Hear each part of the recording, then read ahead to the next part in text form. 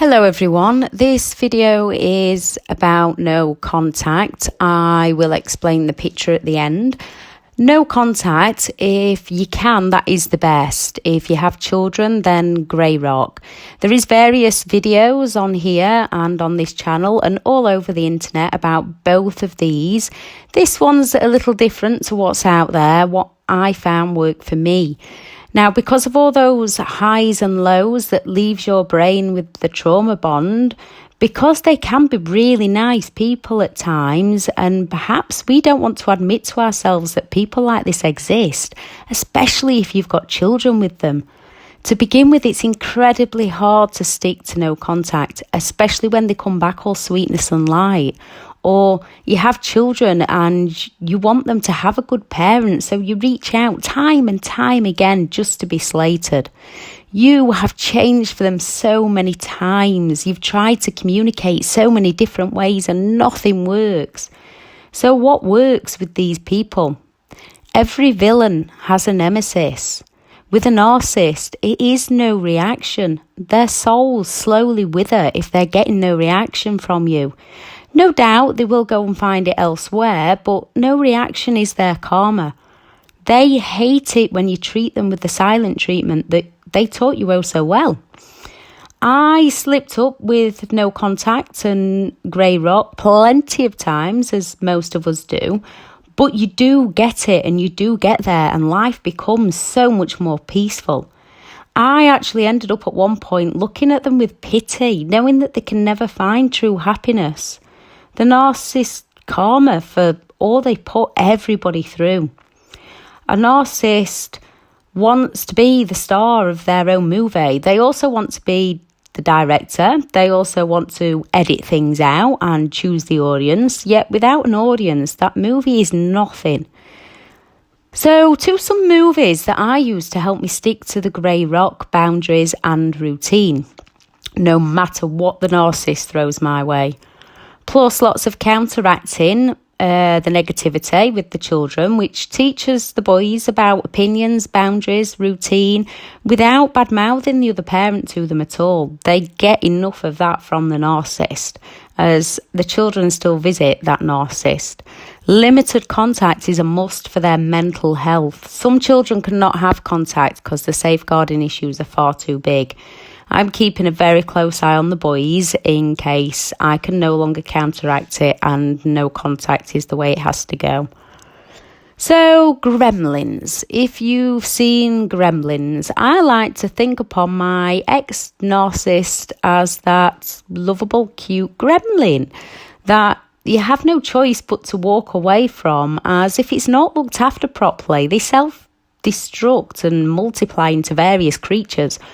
Because they have little self-worth deep down. They don't know how they want to be treated. So you've got no chance of doing that right. You also don't need a toddler throwing a massive tantrum all the time in an adult's body, which is basically what a narcissist do. They spit the dummy out at every given opportunity, leaving you to feel confused and crazy. So Gizmo, what were the rules with Gizmo? No water on Gizmo. What happened when water got spilt on Gizmo? They multiplied and 5 more little gremlins popped out of Gizmo's back. The troublemaker was led by Stripe. Narciss, what are the rules? Don't question them about any wrongdoing. They have multiple personas that they will go through and throw straight back at you to avoid any accountability. Perhaps you have evidence of something they've done. Wow, they'll still deny this. How it goes down, you'll probably remember all too well. They go through blame shifting, projection, and word salad. Then comes the anger, then comes the rage, and then if all else fails, comes the silent treatment, which, of course, you end up caving, grovelling, and apologising.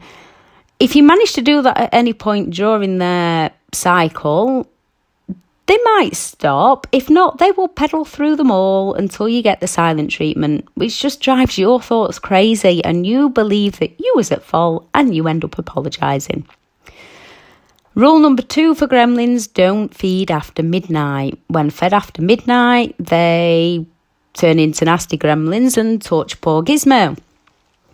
The narcissist, after the golden period, if you criticise them either without even knowing because of their own insecurities, or if you try to have a rational conversation about something that normal people have conversations about, where they believe that you are wrong, they start with all that word salad. Then if you react, it's all your fault. It's not. They cycle through the blame shifting, the anger, the rage, the silent treatment, slowly but surely, small subtle things to torture your mindset. So you end up not even knowing if you're coming or going, if you're wrong or right, even believing in the end that you're the crazy one, believing that you're wrong. They keep going until you conform. Then they give up the game on what worked last week was right, and then this week it's no longer right. No matter what you do, it's never going to be good enough for their own tortured souls. They don't think anything is wrong with them. To them, everyone else is to blame for all their problems. Love will not fix them. You cannot fix them. Or just like Spike in the movie, who cuts the power to the alarm clock to trick Billy into feeding them after midnight. Then the cocoons appear and out-hatch the monsters that torture Gizmo and try to kill Billy's mother.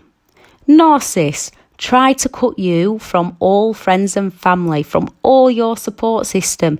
They trick you with gaslighting and manipulation to slowly torture your inner soul without you even knowing. Slowly but surely changing your mindset so that you conform to them, killing off who you truly are. With gremlins, bright light hurts them. With a narcissist, your knowledge hurts them. When you start waking from that trance that they've gaslighted and manipulated you into, back comes that cute little Gizmo and the golden period, just long enough to manipulate you some more and send you under again. Some more highs and lows to strengthen that trauma bond, and boom, Stripe is back again just as you think you've cracked it. With a narcissist, it is getting supply from others. Just like Spike in Gremlins, the narcissist keeps going, tormenting new people to get their needs met. So with the Gremlins, sunlight kills them. Exposing a narcissist takes all their false self away to all those around them, which kills them on the inside as they live off that false persona. So when you do work them out, they'll be very fast to smear your name, keeping themselves unaccountable and making you accountable. They will discard you and they will threaten you. If a narcissist hasn't got others lined up to draw emotions from or no reactions from, you or anyone else is like the sunlight was to the Gremlins. They are just left with their own tortured souls. So when they reappear, so cute, so loving, so kind, so caring and promising to change, stick to grey rock or no contact if you can do no contact.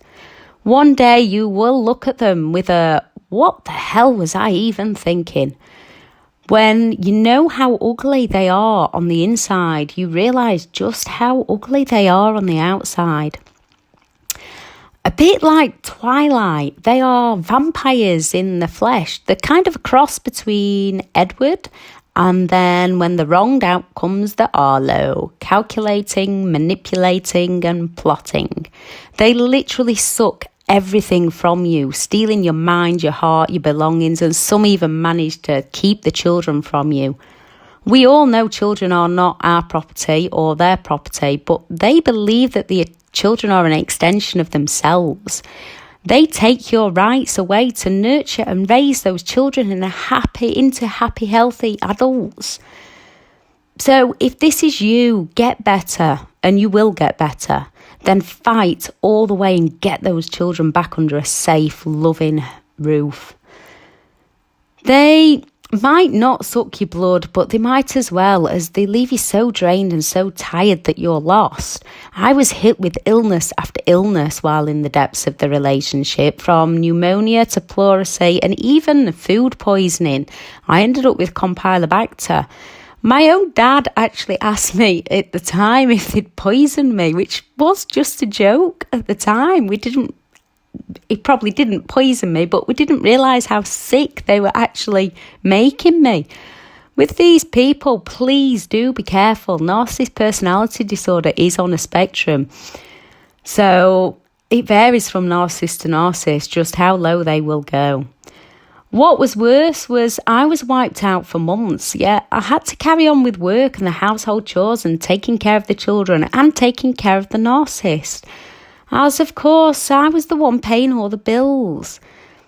That was perhaps one of the hardest times of my relationship with them. I learned that no matter how hard life can be, you can always make it through, no matter what it throws at you. You may not always see the lesson at the time, but no matter how hard, you will look back and see it one day. You'll be stronger and you'll be wiser and you'll be so much better off and you will learn from your past. You truly are amazing and loving, patient and a kind person for trying to help the narcissist, but unfortunately you cannot help them. So now is the time to cut them loose. Let them go. No contact. Or if you can't go no contact, grey rock is a must for your own sanity. A lady sat on a delayed train from Manchester to London and started to write on napkins. Divorced from her husband, diagnosed with clinical depression, no job and a child to take care of. She got turned down by 12 publishers, yet she kept going. That lady is J.K. Rowling. A quote from Harry Potter. Dumbledore says, happiness can be found in the darkest of times if one only remembers to turn on the light. A narcissist needs to steal your light to hide away from their inner darkness. You cannot help them, but you can find your inner light again and escape that darkness. The photos. I'm not the most photogenic of people, which is why I don't tend to film myself on here. But before I met the narcissist, the first photo is before I met the narcissist. The second is in the darkest of the days within the narcissist relationship. And the last one, the third one, is a couple of months of being free and slowly reclaiming my life and my happiness. I didn't find that middle photograph until I had actually started to get my happiness back. But if you look through old photos, you'll see times when you're just in despair and don't know where to turn. And also, it also made me understand why people inform me of how much better I was looking once I was out. So don't repaint their colours. You cannot help them. You've tried to help them. It doesn't work. You can't. You've just got to walk free. You can, however, help you. You will move forwards to much better times and a much happier life. Once your mind is free of the narcissist, you have got this. Yes, you may constantly think about them. There is a video on pattern interrupt, which helps.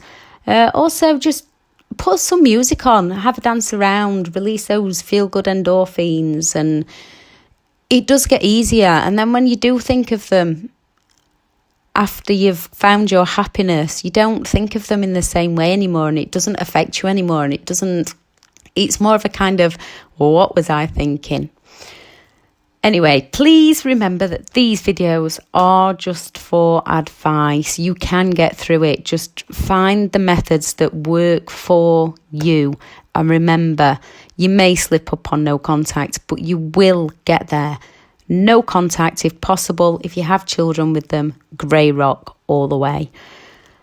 If you do like the information on these videos, please do share to get the information to all those that need it. Please subscribe and add in the comments any further information that you need, and I will put a video on for you. Thank you.